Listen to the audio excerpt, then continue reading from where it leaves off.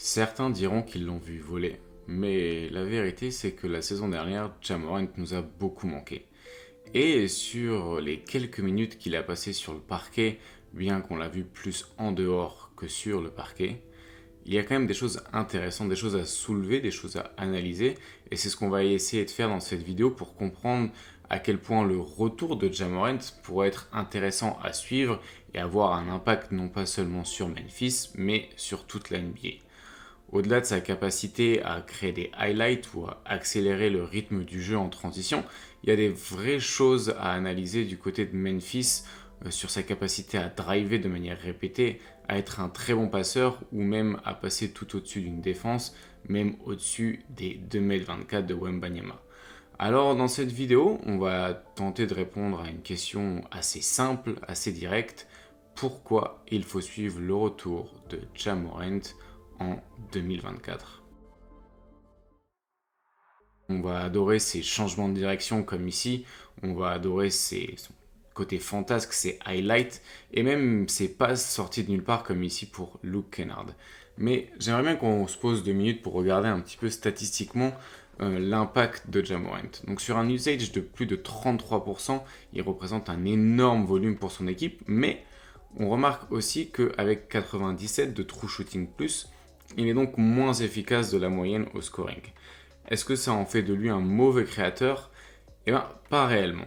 Pas réellement parce qu'en réalité, c'est pas seulement un créateur pour lui-même, c'est un créateur de chaos. Mais il peut créer pour lui-même. Qui d'autre que Ja Morant pourrait mettre un game winner par-dessus Herb Jones sans même avoir besoin de demander un écran?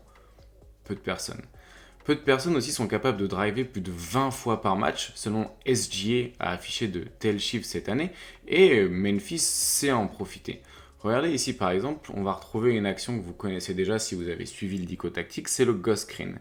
Ici, Desmond Bane vient faire un faux écran pour profiter en réalité du flare screen de Biyombo, ce qui va attirer l'attention de la défense, et Ja Morant va pouvoir en profiter pour driver.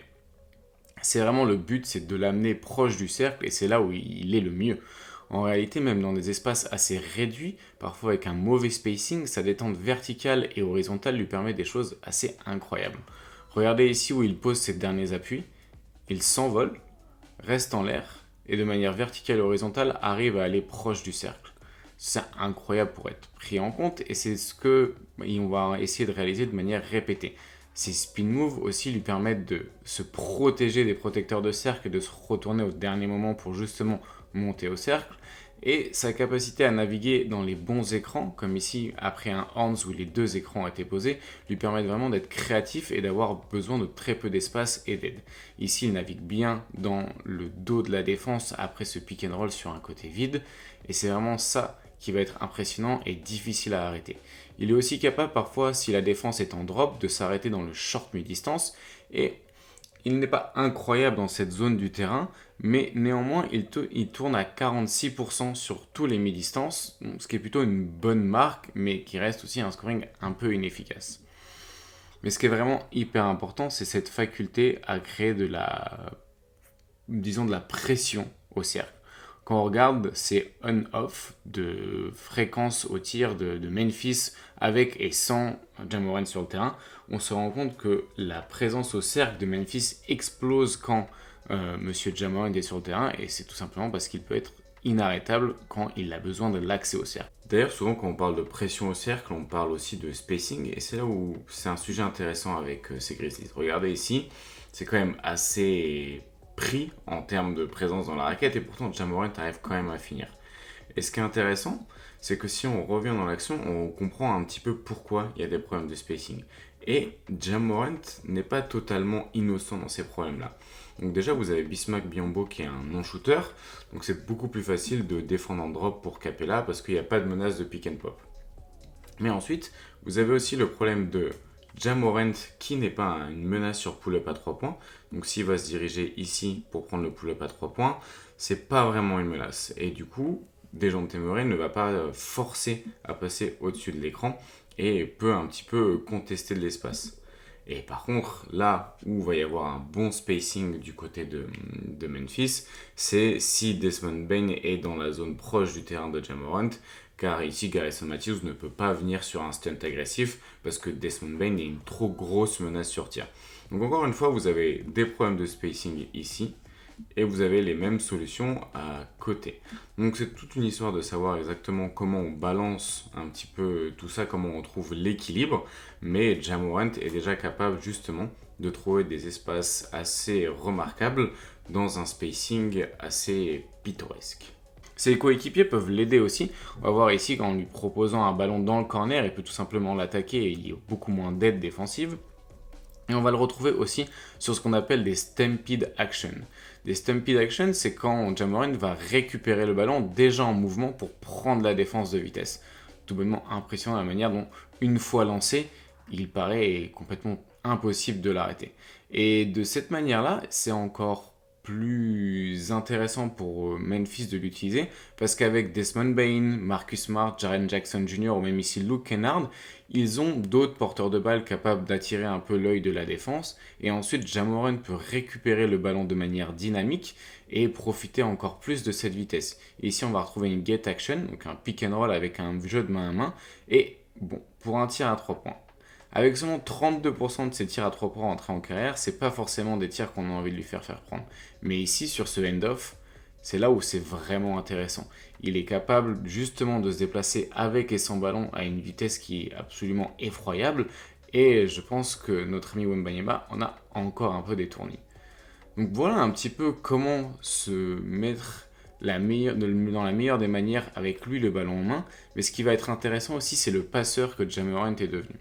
Donc ça peut paraître un peu anodin, cette action juste ici, mais regardez ce qui va se passer. Xavier Tillman va venir s'installer au sein de la raquette. Ja Morant le voit très bien, et la défense aussi. Vous voyez, la défense va évoluer, et ici, Chris Boucher va venir tricher en venant aider sur Tillman. Ja Morant a tout vu, corner opposé, et c'est un 3 points ouvert.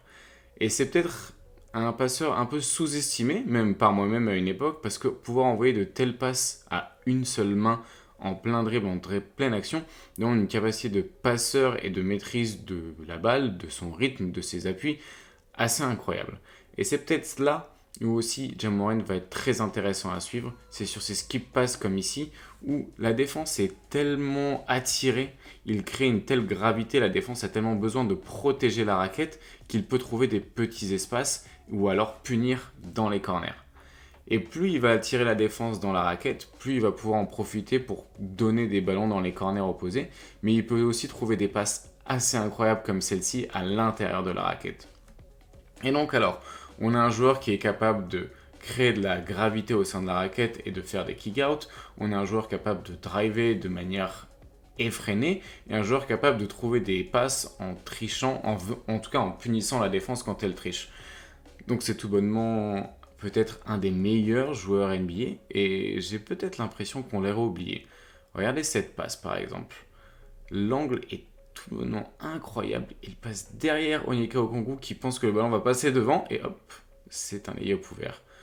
Alors voilà, Ja Morant va encore nous en mettre plein les yeux. Et j'espère qu'il va passer beaucoup plus de temps sur le terrain qu'en dehors parce que c'est tout bonnement incroyable. Et là où j'aimerais aussi potentiellement le voir passer le plus de minutes sur le terrain la saison prochaine, c'est aux côtés de Desmond Bane.